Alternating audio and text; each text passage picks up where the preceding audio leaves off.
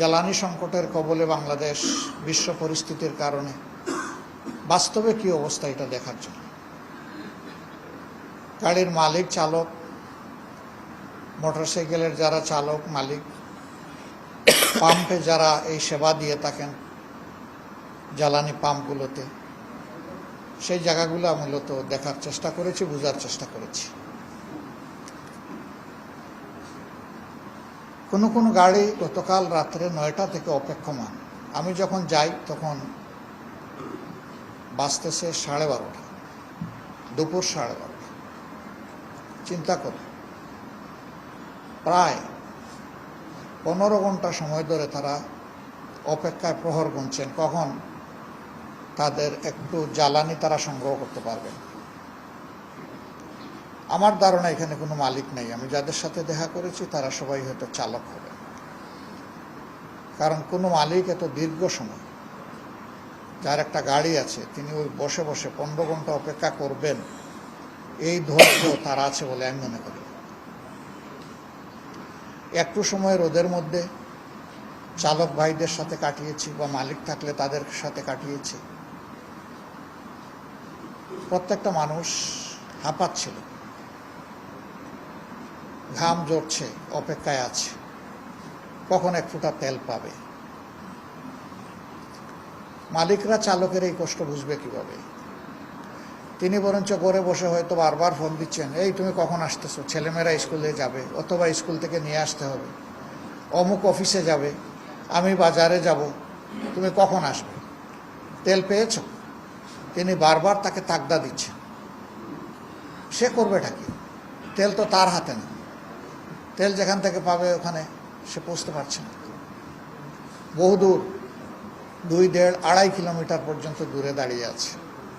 খোদ সংসদ ভবনের পাশে 2টা পাম্প আছে, রাস্তার পূর্ব দিকে একটা, পশ্চিম দিকে আড়াআড়ি করে। ওই 2টাতেও গেলাম। সেখানে যাওয়ার সময় দেখলাম যে একটা পাম্পকে কেন্দ্র করে প্রায় 2.5-3 কিলোমিটার গাড়ির লাইন। মোটরসাইকেলের লাইন হবে 1 কিলোমিটারের মতো, কারণ তারা আড়াআড়ি একটার পাশে আরেকটা, 2টা-3টা দাঁড়ায় যায়, কিন্তু গাড়ি তো একটার পিছনে একটা। যখন মোটরসাইকেলের লোকদেরকে জিজ্ঞেস করলাম কতক্ষণ, সর্বোচ্চ পাইলাম 5.5 ঘন্টা। কতটুকু পান? বলে যে এই পর্যন্ত অপেক্ষা করে সর্বোচ্চ 500 টাকার তেল পাই। গাড়ির চালক বন্ধুদেরকে জিজ্ঞেস করলাম আপনারা কতটুকু পান? বলে যে আমরা সর্বোচ্চ 2000 টাকার জ্বালানি পাই। এই 2000 টাকায় আপনার চলে? কেউ বলে হ্যাঁ চলে, কেউ বলে চলে না। আমি বললাম যে দিনে কয়বার নেন? তো একটু ক্ষোভের সাথে হাসলেন অনেকেই, হাইসা একবারেরই দেখা পাই না, কয়বার নেই। আমি বললাম যে আপনাদের সম্পর্কে বলা হচ্ছে যে আগে তেলের যে কাটতি চাহিদা ছিল, বিক্রি ছিল, এখন নাকি অনেক বেড়ে গেছে, এবং আপনারা বেশি বেশি নিয়ে স্টোর করেন, কেউ আবার বিক্রি করে দেন। তখন যে লোকেরা কী সব কথাবার্তা বলেছে আমি এগুলো বলতে পারবো না। এগুলা কার্যত মরার উপরে খাড়ার ঘা। একদিকে তেল পাচ্ছে না, আরেকদিকে তাদেরকে তেল পাচারকারী বা তেল চোর বানানো হচ্ছে। আফসোস। বলছিলাম শ্রমিকদের কষ্টের কথা।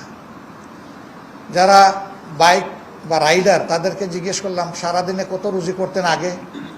বলে যে 1,500 থেকে 2,000 টাকা। এখন বলে 600 থেকে 700 টাকা। কেন? প্রথমত তেলের সংকট, দ্বিতীয়ত সময় নাই, সময় তো চলে যায় তেল সংগ্রহ করতে। আর আমরা তো মানুষ, 24 ঘন্টায় তো কিছু ঘুমাইতে হয় আমার, তো এ দিয়ে পরিবার চলে? চলে না। তাহলে আপনি এই পেশা কোন পেশায় যাব? সব থেকেই তো বেকারের মিছিল। এটা আমার আত্মনির্ভরশীল একটা পেশা ছিল, এই দিয়ে তো চলতো, এখন তো পারছি না।